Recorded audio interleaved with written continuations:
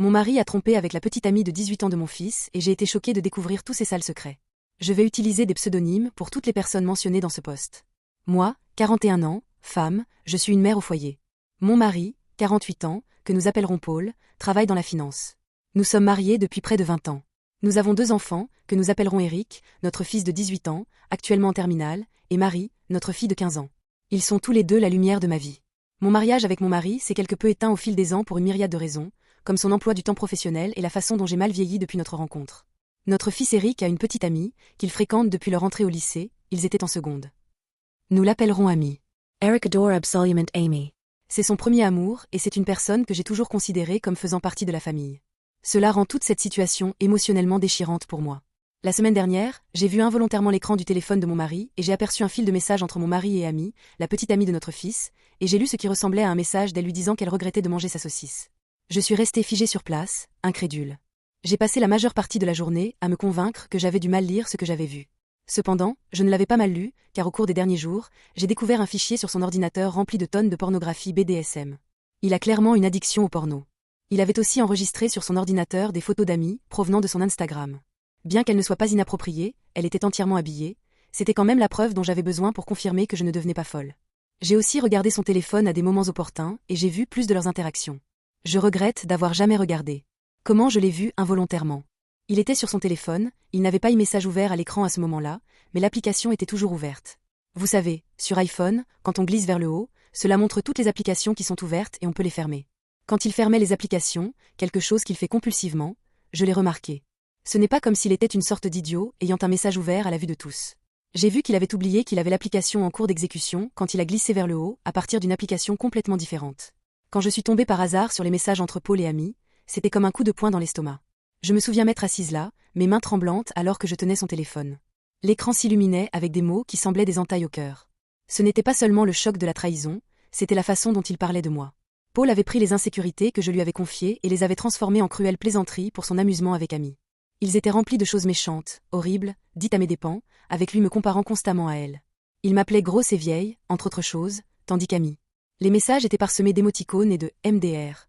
Une cruauté décontractée qui faisait se retourner mon estomac. Dans un échange, il avait écrit « Tu peux croire qu'elle a essayé de porter cette robe hier soir ?»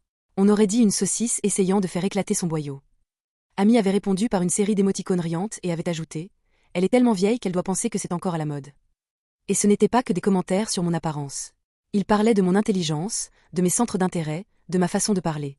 J'ai vu des mots comme ennuyeuse, terne et prévisible utilisés pour décrire la vie que je vivais, la vie que j'avais construite avec lui. Chaque message donnait l'impression qu'ils effaçaient l'amour et le respect que je pensais que nous avions partagé pendant près de 2 décennies. À un moment donné, j'ai lu un message de lui qui disait « Au moins, toi, tu es amusante. Être avec elle, c'est comme vivre au ralenti. » Amy avait répondu « MDR, tu as besoin de quelqu'un qui puisse te suivre, pas te ralentir. » C'était comme si je n'étais même pas une personne pour eux, juste un obstacle dont ils se moquaient alors qu'ils poursuivaient quelle que soit cette relation entre eux. Assise là, avec chaque message, je me sentais rapetissée, devenir plus petite et plus insignifiante. Ce n'était pas que des paroles en l'air, c'était une fenêtre sur le peu que je représentais pour la personne qui était censée m'aimer le plus. Et Amy, une fille que j'avais encadrée, riait avec lui, créant des liens en se moquant de moi.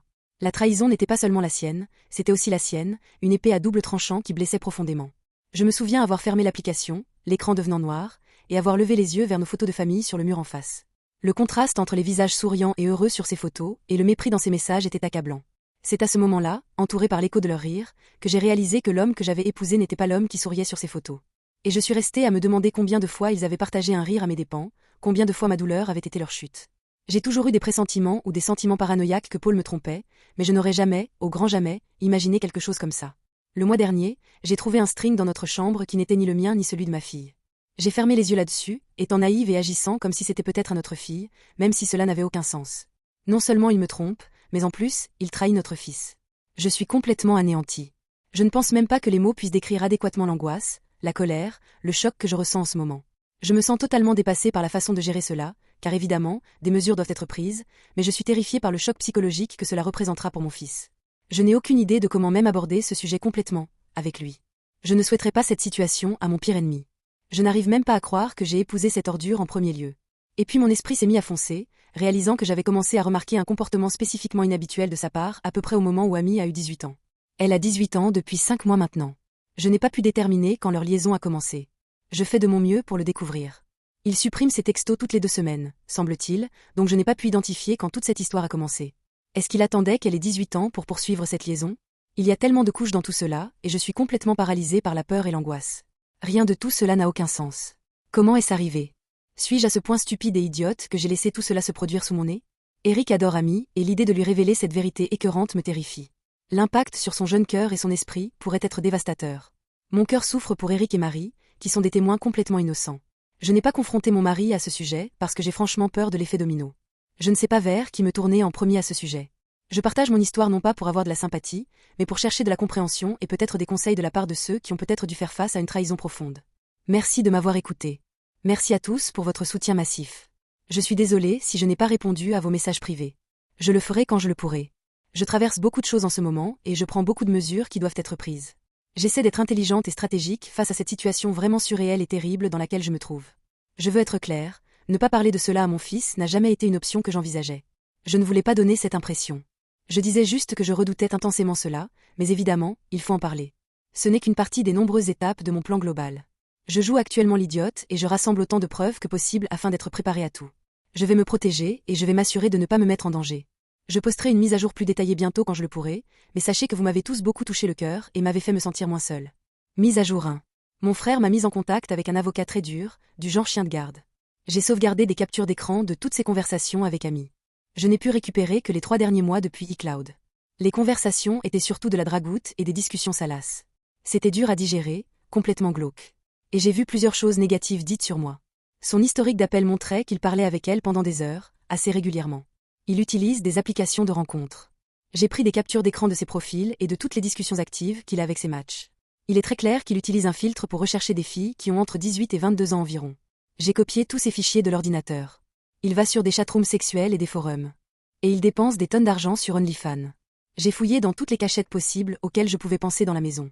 Il avait divers jouets, bandeaux, menottes, lubrifiants, etc. Il avait aussi différentes tenues, qui ressemblaient un peu à un uniforme de lycée catholique pour filles et une tenue de femme de chambre aussi. J'ai récupéré Eric et Marie à l'école et nous sommes tous allés chez mon frère. Ils ont pu sentir que quelque chose n'allait pas quand je suis venue les chercher. Je leur ai délicatement raconté toute la situation et j'ai fondu en larmes. Marie a été la plus en colère, même plus qu'Eric. J'ai rencontré la mère d'Amy et lui ai tout dit. Elle a confisqué le téléphone d'Amy et m'a donné l'intégralité des logs de discussion. Cela ne datait que de 3 mois, comme sur le cloud de mon mari, presque comme s'ils avaient tous les deux supprimé les messages en même temps. Elle m'a dit qu'Amy avait sangloté quand elle avait été confrontée. Amy a essentiellement dit à sa mère qu'elle ne comprendrait jamais et qu'elle et lui étaient amoureux. Je ne veux pas entrer dans trop de détails sur ce qu'elle disait d'autre, mais disons qu'il est très facile de supposer que mon mari est devenu lentement et méthodiquement une figure sage dans sa vie, lui faisant croire qu'elle pouvait compter sur lui, et il a profité du fait qu'elle venait d'un foyer brisé. Amy insiste aussi sans arrêt que leur amitié n'est devenue romantique physique que récemment, et qu'avant cela, il était plus un ami et un mentor. J'ai confronté Paul via Zoom. Au moment où j'ai cliqué sur « Rejoindre l'appel Zoom », mon cœur battait la chamade dans ma poitrine. Je pouvais à peine tenir la souris stable. Dès que le visage de Paul est apparu à l'écran, j'ai su que cela n'allait pas être une discussion calme. Son visage était rouge, ses cheveux ébouriffés, comme s'il s'était passé les mains dedans toute la matinée, et ses yeux. Ils étaient hagards, errants avant de se fixer sur la caméra. Son expression était effrayante. Il était devenu rouge et avait l'air si en sueur. Il y avait de la colère et de la panique dans ses yeux. Son ton de voix était très défensif et effrayant. J'ai commencé en essayant de garder ma voix stable. « Paul, nous devons parler de ce qui se passe. » Avant que je puisse même ajouter un autre mot, il m'a coupé la parole. « Le contexte. Tu ne comprends pas le contexte. » A-t-il lancé, sa voix forte et tremblante. Il a répété le mot comme une mantra, mais n'a jamais expliqué ce qu'il voulait dire par là. Ses mains tremblaient visiblement, serrant ce qui ressemblait à une pile de papier sur son bureau. J'ai vu les messages, Paul. Entre toi et Amy, ai-je continué, essayant de garder l'accusation hors de ma voix, espérant le calmer. Mais c'était comme si j'avais allumé une mèche. Rien de tout cela n'est arrivé. Tu inventes des choses. A-t-il crié, son visage maintenant d'une teinte rouge foncé. Sa voix était si forte que j'ai dû éloigner légèrement l'ordinateur portable de moi. C'était effrayant de le voir comme ça, si déchaîné. Ce n'était pas l'homme que je pensais connaître. J'ai essayé de raisonner avec lui. Paul, j'ai des captures d'écran. J'ai tout vu. S'il te plaît, nous devons discuter de la façon dont nous allons gérer cette situation avec les enfants. Il a frappé son poing sur le bureau, faisant trembler la caméra. Tu n'as pas le droit de m'enlever mes enfants. Tu essaies de tout gâcher. Son ton était accusateur et chaque mot ressemblait à une agression verbale. Je suis restée où j'étais, mes propres mains tremblant maintenant. Paul, tu dois te calmer. Nous devons trouver un moyen de... Je n'ai pas besoin de me calmer. C'est toi qui surréagis. C'est toi qui détruis notre famille. Ces mots étaient presque un grognement maintenant, son visage si près de la caméra que je pouvais voir des perles de sueur sur son front. C'est là que la vraie peur s'est installée. L'intensité dans ses yeux, la colère dans sa voix, tout indiquait un homme qui perdait le contrôle. J'ai réalisé que je n'avais pas affaire qu'à une infidélité, mais à quelqu'un qui pouvait potentiellement être un danger pour moi et les enfants. Son attitude était menaçante, presque comme s'il était là dans la pièce avec moi, prêt à exploser. Il n'arrêtait pas de crier le mot « contexte » encore et encore, et que rien de tout cela n'était arrivé. Il était incapable de parler sans bégayer constamment et avec intensité. Rien n'avait vraiment de sens pour moi. J'ai refusé de lui dire où j'étais et il a dit que je n'avais pas le droit de lui enlever ses enfants. Je mets fin à cet appel, Paul. Nous parlerons plus tard quand tu seras capable de discuter calmement. Ai-je dit, ma voix à peine un chuchotement. Tu ne peux pas juste raccrocher. Tu ne peux pas juste. Mais je n'ai pas attendu d'entendre la suite. J'ai mis fin à l'appel, mon cœur battant à mes oreilles. Et puis il a quitté brusquement le Zoom. Assise là, à regarder l'écran vide, je savais que c'était bien plus grave que ce que j'avais pensé initialement. Sa réaction n'était pas seulement défensive, elle était volatile. J'ai immédiatement pris mon téléphone et appelé mon avocat, expliquant l'urgence et la nécessité d'une ordonnance restrictive. Le niveau d'agression qu'il avait montré était une preuve suffisante que je devais me protéger, moi et mes enfants. Cet appel était censé être une confrontation et la vérité, mais il s'est transformé en une révélation glaçante de la profondeur de la colère et de l'instabilité de Paul. Il était clair qu'il ne s'agissait plus seulement de chagrin ou de trahison, mais de sécurité. Mon avocat dépose une demande de garde temporaire exclusive de Marie et une ordonnance d'interdiction. Marie est toujours la plus en colère. Elle est totalement furieuse contre son père et amis, justifiablement bien sûr. Marie se remémore des moments où elle a vu son père interagir avec ses amis et elle est anéantie. Eric souffre clairement beaucoup, mais il est très fort et a la tête sur les épaules. Il veut voir un thérapeute. La maturité que montrent mes enfants me rend fière. Ils ne méritent pas cela du tout. Eric n'a pas parlé à Amy depuis qu'il a appris la nouvelle et je ne sais pas s'il le fera un jour. Mon fils et moi allons aussi passer des tests et être examinés. On ne sait pas avec combien de femmes différentes il a couché. Quant à Amy, sa mère a été en contact avec moi et Amy a menacé de s'enfuir avec lui parce qu'ils sont amoureux. Nous avons informé les autorités de tout. Je prévois d'être complètement impitoyable et sans pitié dans ce divorce. Je réfléchis à la façon dont j'ai été traitée et comment cela a fait de moi une coquille vide, et comment j'ai eu une opinion très négative de moi-même à cause de lui au cours des 20 dernières années. Je ne veux pas laisser cette ordure s'en tirer. Je veux me réinventer et passer à autre chose, plus forte que jamais. Mise à jour 2. Merci encore pour tout l'amour et les encouragements. Cela me réconforte et signifie beaucoup pour moi. J'ai reçu de nombreux commentaires et messages m'accusant d'avoir inventé cette histoire, ce qui, bizarrement, me réconforte aussi parce que tout cela me semble irréel, même à moi. Cela valide mes propres sentiments qu'il y a des gens là-bas qui ne peuvent même pas imaginer que cela soit vrai. J'aimerais que ce soit faux. Je me suis concentrée et inquiétée sur ce que les autres ressentaient à ce sujet, ignorant un peu mes propres sentiments, ce que j'essaie de changer. Je passe de la colère à l'engourdissement, comme un interrupteur. Nous sommes tous en sécurité et toujours chez mon frère. Nous faisons très attention et sa maison est sécurisée. Paul a essayé d'appeler mon téléphone portable plusieurs fois par jour. Je refuse d'interagir avec lui et je laisserai mon avocat gérer toute correspondance. Il me fait franchement peur. Mon frère a une maison très sécurisée avec un système d'alarme et des serrures à peine dormant. Nous nous sentons en sécurité avec lui. Mon fils et moi avons été examinés et testés. Il semble que jusqu'à présent, nous soyons tous les deux clean, basés sur les tests rapides immédiats, mais dans les jours à venir, nous saurons avec certitude quand les résultats de laboratoire arriveront. Je ne suis pas trop inquiète. Nous avons pris rendez-vous avec un thérapeute pour lui la semaine prochaine, ce qui me soulage. Il a besoin de parler à quelqu'un, d'un professionnel qui puisse l'aider à naviguer dans ce dédale de blessures et de trahisons dans lequel il se trouve. Ce n'est pas seulement la trahison elle-même, mais qui en est à l'origine. Son père, quelqu'un qu'il admirait, et ami, qui faisait pratiquement partie de notre famille. C'est beaucoup pour n'importe qui, sans parler d'un jeune de 18 ans, à digérer. Il n'est pas lui-même en ce moment.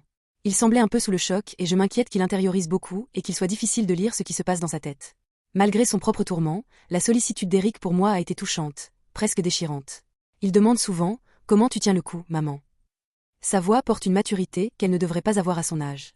Il est clair qu'il essaie de porter une partie de mon fardeau aussi, d'être fort pour nous deux. Mais je vois que cela pèse sur lui.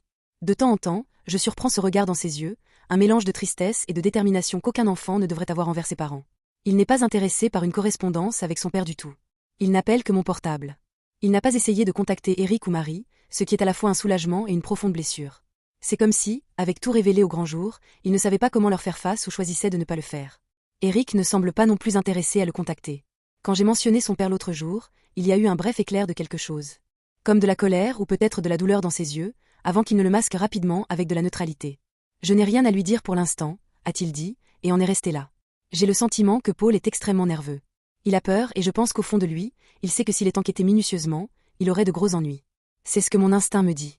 Je pense encore à l'appel Zoom avec lui et plus j'y pense, plus il avait l'air d'un homme dont le monde entier s'écroulait sur lui. La panique sur son visage était très apparente. J'ai proposé à Marie de prendre rendez-vous avec un thérapeute aussi, mais elle ne veut pas en voir pour l'instant. Elle a dit qu'elle était ouverte à l'idée éventuellement, mais qu'elle voulait du temps pour elle. Elle a demandé à ses amies si elles avaient ressenti quelque chose de bizarre de la part de son père. Ses amies ont été ouvertes et honnêtes avec elle et apparemment, elles avaient l'impression qu'il fixait beaucoup et sentaient sa présence planante quand elle venait à la maison. Une amie de Marie est allée jusqu'à dire qu'elle avait l'impression qu'il la reluquait beaucoup, comme s'il regardait son derrière et complimentait la couleur de son legging de yoga. Sur le moment, aucun problème n'avait été soulevé, mais à la lumière de tout ce qui se passe, cela semble étrange maintenant. Il s'asseyait dans différents endroits ou points de vue pour avoir une bonne vue d'elle, a-t-elle affirmé. Il posait aussi des questions sur le genre de groupe d'amis ou de clique dans laquelle elles étaient au lycée. Il demandait sans arrêt si elles étaient des filles populaires. Je suis complètement gênée qu'elles aient vécu cela chez nous. Quant aux nouvelles d'amis, qui est la principale raison pour laquelle je voulais écrire cette mise à jour, je suis tout à fait d'accord pour dire qu'elle est aussi une victime. Beaucoup de gens l'ont souligné et je suis d'accord. J'ai fait tout ce que je pouvais avec mes propres moyens pour lui obtenir indirectement des opportunités d'aide. Comme je l'ai dit, j'ai tout dit à sa mère et elle me tient au courant de tout. Malheureusement, Amy vit toujours dans sa réalité diluée et je ne peux que prier pour qu'elle finisse par retrouver ses esprits. Elle ne veut voir aucun médecin ni thérapeute et essaie constamment de joindre Paul parce que, encore une fois, elle croit qu'ils sont amoureux. D'après ce qu'on m'a dit, elle n'a pas réussi à le joindre et il évite complètement toute communication avec elle. Amy me blâme pour cela et croit que je lui ai confisqué ses appareils et que je suis très contrôlante. Toute vérité que sa mère essaie de lui transmettre est accueillie par des théories du complot et de l'hostilité. Amy me considère comme un méchant et voit toujours Paul à travers des lunettes roses.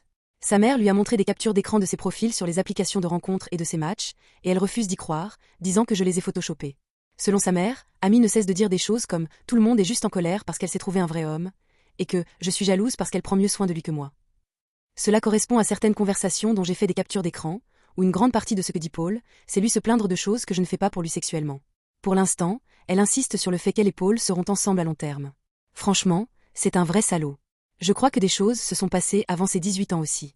Je ne suis pas sûre du moment où les choses sont devenues physiques ou romantiques, mais je pense que son grooming a commencé dès qu'elle est entrée en scène quand Eric a commencé à la fréquenter en seconde. Ce mentor et cet ami auquel Amy a fait allusion ont dû commencer tout de suite, et la façon dont elle agit maintenant, étant si redevable et croyant chaque chose qu'il dit, montre que son influence sur elle a dû s'exercer sur une longue période. Elle n'a que 18 ans depuis 5 mois. Son comportement et son infatuation pour lui semblent si forts que cela ne pourrait pas être seulement 5 mois de relation. La seule chose sur laquelle nous pouvons vraiment nous appuyer est la possibilité qu'Amy ait une révélation sur la réalité de sa situation et qu'elle s'ouvre franchement sur le moment où cela a commencé. Mais parce qu'elle a 18 ans actuellement et n'a aucun intérêt à dire ou faire quoi que ce soit qui pourrait potentiellement mettre Paul dans des ennuis juridiques, rien ne peut vraiment être fait à moins qu'il ne découvre d'autres filles dont je n'ai aucune idée pour l'instant. Je ne peux qu'espérer qu'Amy retrouve ses esprits, mais mon intervention directe ne me semble pas productive pour le moment. Peut-être éventuellement, cependant.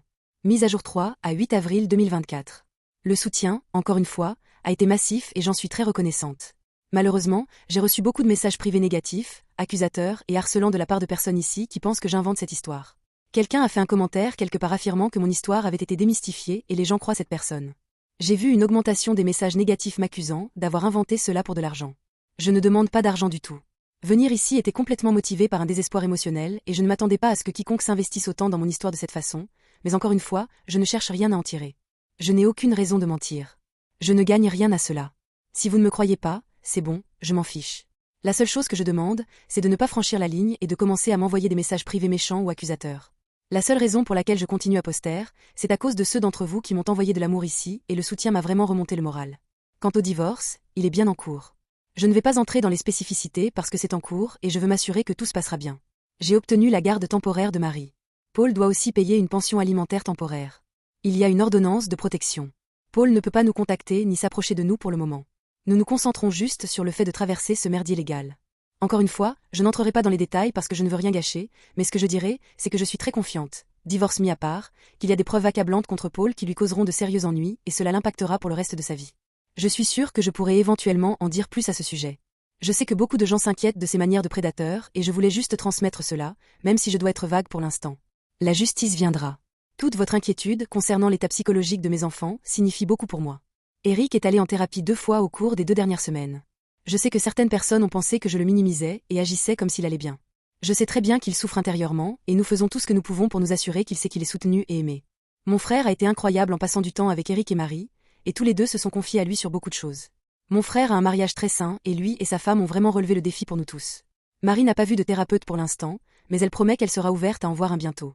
Sa colère s'est mostly transformée en tristesse, j'ai remarqué, et j'espère pouvoir lui faire voir un thérapeute bientôt. Ses amis ont joué un rôle clé dans toute cette histoire et c'est aussi quelque chose avec quoi Marie a du mal. Je sais que beaucoup de gens sont investis dans le bien-être d'Amy aussi. Il y avait beaucoup de questions pour savoir si Eric et Amy se voyaient encore à l'école. On aurait dit qu'ils vont à la même école, mais ce n'est pas le cas. Eric et Amy sont allés au même collège et se connaissaient déjà à l'époque, mais Amy a fini par aller dans un lycée catholique pour filles tandis qu'Eric, et Marie aussi, sont restés dans le système scolaire public. Nous vivions tous dans la même ville et c'est pendant l'été précédent la seconde qu'ils ont appris à se connaître et qu'ils ont commencé à sortir ensemble. Je souhaiterais avoir une meilleure mise à jour sur Amy, mais cela a empiré depuis la dernière mise à jour. Après que tout a explosé, Paul a en fait revu Amy, malgré les efforts de sa mère pour l'en empêcher. Elle me dit qu'Amy dit qu'elle a 18 ans et qu'elle est adulte et qu'elle peut faire ce qu'elle veut. Amy pense être grande. Sa mère m'a confié, juste hier, sa voix teintée de frustration et d'inquiétude. Elle ne cesse de me dire qu'elle a 18 ans et qu'elle est adulte et qu'elle peut prendre ses propres décisions. Sa voix semblait épuisée, prise au piège dans une situation impossible. Sa mère est dans une position précaire parce que si elle met Amy à la porte pour avoir défié son autorité, ce qu'elle a menacé de faire, ce que je pense être une erreur, elle irait directement chez Paul de façon permanente. Le temps qu'elle passe avec Paul a augmenté au cours de la dernière semaine, malgré le fait que Paul l'ait initialement ghosté quand tout cela a éclaté. Il y avait des jours où Amy disparaissait pendant des heures. Sa mère a essayé de la punir, de lui prendre ses clés de voiture, même de limiter l'utilisation de son téléphone, mais Amy a trouvé des moyens de contourner chaque obstacle. Elle se faufile dehors la nuit, m'a dit sa mère, sa voix se brisant. Je me réveille à 3 heures du matin et sa chambre est vide. Elle ne me dit pas où elle est allée, mais je sais juste que c'est avec lui. Yeah. Ne peut m'empêcher de ressentir un mélange de colère et de chagrin pour Amy. Elle est prise dans ce cycle toxique, croyant être dans une relation amoureuse alors qu'il est clair qu'elle est utilisée. Paul n'a pas changé. Ses schémas sont les mêmes, seule la cible a changé. Le pire, c'est de se sentir si impuissante face à tout cela. J'ai suggéré une thérapie, parlé de lui obtenir une aide professionnelle, mais Amy est têtue, aveuglée par ce qu'elle pense être de l'amour. C'est déchirant et exaspérant en même temps. Il n'y a que tant que je puisse faire dans la situation d'Amy, mais encore une fois, je crois que les choses vont bientôt s'arranger à ce sujet, étant donné ce que je sais de Paul et de ce qui va arriver. Je ne peux que prier pour qu'Amy puisse obtenir de l'aide et des conseils quand plus de va frapper le ventilateur. Je fais tout ce que je peux avec mes propres enfants et ma propre santé mentale, et la mère d'Amy sait qu'elle a mon soutien, et c'est tout ce que je peux vraiment fournir.